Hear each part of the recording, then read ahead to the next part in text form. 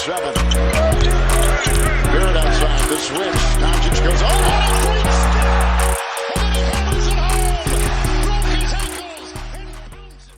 What's going on, guys? Welcome back to a brand new video. I hope you guys are doing well, as the New York Knicks did not come out victorious. We actually just went on to lose, and now we have dropped a 3-1 in blowout fashion at State Farm Arena. The Atlanta Hawks actually came out victorious fair and square. As a good game to Michael the Hawks fan and good game to Cade and Elvis. They're really good sports. Make sure you check out their channel. But after the playoffs is over, because you might get pretty frustrated seeing the Hawks come out victorious, and then you're going to leave a lot of hate down below in their comment section. So make sure if you check out their content, it's after the playoffs. But this definitely was not a pretty game. So now we're down 3-1, and we're going to be heading over to Madison Square Garden, and hopefully we can build some type of momentum. But we know if Julius Randle does not play good, he's definitely going to get booed at the end of the day. So when it comes to this first quarter, this is the second game in a row Derrick Rose has actually started for the New York Knicks. It's a good thing and a bad thing, because we know we start off well offensively. Payton doesn't really bring that spark offensively, but it really does ruin our bench, because quickly we can't always count on Obi Toppin, we can't really count on Taj Gibson all consistently offensively. Quickly's a young player, same thing with Obi Toppin. There's going to be ups and downs, so we have to just rely on Alec Burks, which is a scary sight. So I actually thought we did a good job scoring the basketball, like kind of well. When it came to the first quarter, there still was stretches that we really need to work on. Derrick Rose actually did a good job setting the tone. He hit some shots outside on the perimeter. I thought we did a much better job of passing the basketball compared to the last game. And I thought Julius Randle, it still wasn't a good quarter. It still wasn't the Randle we saw in the regular season. It was his best quarter, and it wasn't even that good. He wasn't efficient. He still didn't take shots that I necessarily liked. I'll never understand the deep twos. Right off the bat, RJ Barrett really didn't knock down his open three ball. And I was like, here we go again, missing wide open shots. And Reggie Bullock, absolute trash. 0 points for Reggie Bullock. And we can't start Alec Burks, because who's going to be our spark? Freaking Reggie Bullock.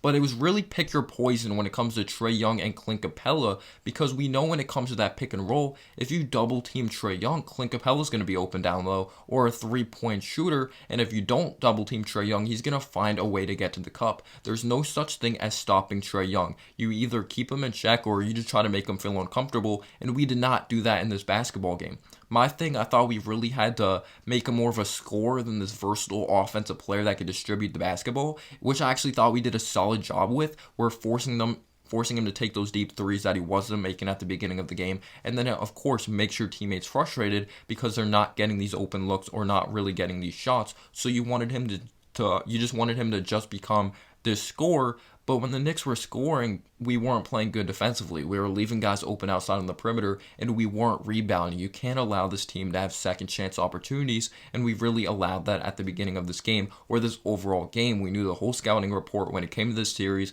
my game preview, we have to rebound, we have to box out, and we definitely did not do that. But I thought RJ Barrett actually did a good job ending that first quarter. He really kind of put us like on this run for sure. Thought Taj Gibson did a good job really getting physical, but he actually did end up getting subbed out of the first quarter, and we ended up putting Nerlens Noel in. But in the second quarter, it was a mess at the beginning. It really was. The Atlanta Hawks ended up going on this 9-0 run. There was one really unlucky play. It looked like a really good defensive play by the New York Knicks, but then it ended up in Bogdanovic's hands, and he hit a big-time three. Bogdanovic has really become a Knicks killer. He was even a Knicks killer when he was in a Sacramento Kings uniform, but now that he's actually in the Eastern Conference, it hurts even more, because we have to play him even more, and we play the Atlanta Hawks like, I believe four times a year, of course, because they're in the Eastern Conference. So yeah, Bogdanovic absolutely killed us. They started hitting these big time threes. Gallinari started hitting his shots.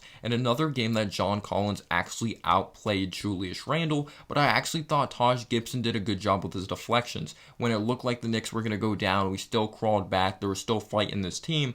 But just like game one, Julius Randle hurt us with some crucial plays that weren't smart plays. And when it looked like the Knicks were really going to get back into this game after them going on a run, we settled for terrible shots. We really did settle for terrible shots, even though Derrick Rose still got us back into this game at the end of the day. We still found a way to get that lead back. But you just take a look at one thing here. Julius Randle settled for a jump shot, didn't get back on defense. John Collins scores. and then he turns over the ball, which led to a Bogdanovich 3, which really allowed the Hawks to go onto this run when we were getting really, really close, or when we took the lead, I believe, and they got it back. So they actually ended up leading when it came to halftime by more points than it really should have been. But yeah, Julius Randle, key turnover, missed shot, not getting back on defense. So definitely an ugly way to end the half, for sure, especially when it should have been closer. And some Knicks fans thought we should have even had the lead heading into that third quarter. So heading into this third quarter, it actually was really, it was just ugly. And it was definitely disappointing. This is where the blowout started from the very beginning. They hit some very difficult shots. Trae Young, big time 3 after not really hitting those huge threes in the first half.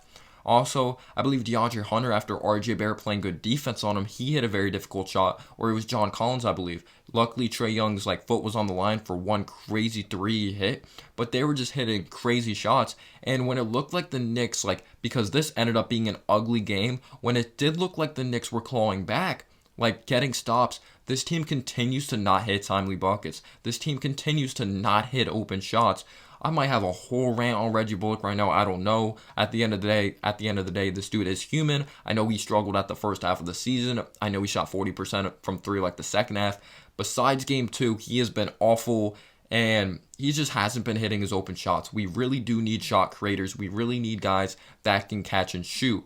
And Randle didn't play good. He just didn't play good once again. And I got to give credit to RJ Barrett. He hasn't been great when it comes to these first few games, when it comes to the playoffs, but he did what he had to. 21 points. When you have 21 points from RJ, then you expect Randle to have 25 points. If he got extra help, there would have been an extra potential chance of really winning this game. But also, we couldn't play defense.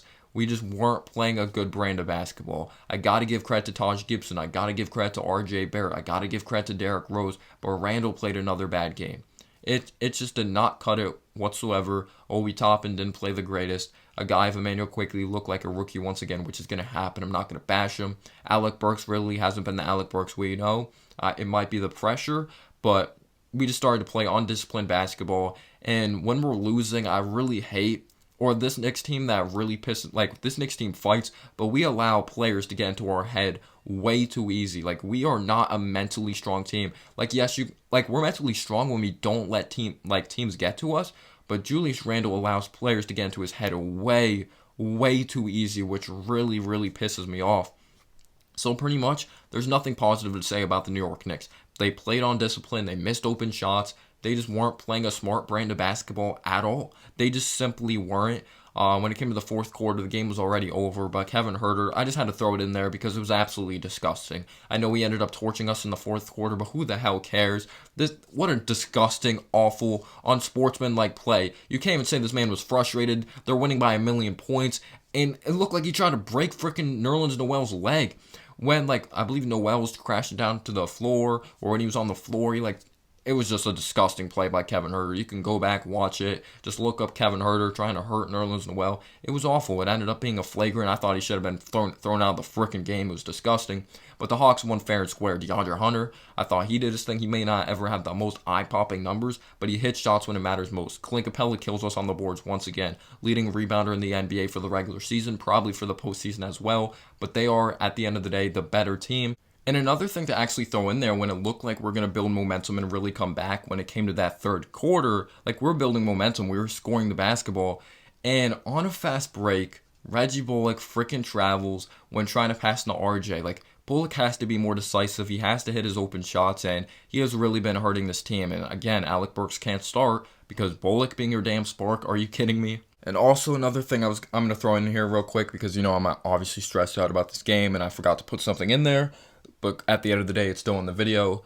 As much as Randle has struggled, Thibodeau needs to quit treating Randle like he's Carmelo Anthony. No pick and roll between Derrick Rose and Julius Randle. We just expect him to go to work and score every time. No adjustments offensively for this series. But yeah, guys, peace out.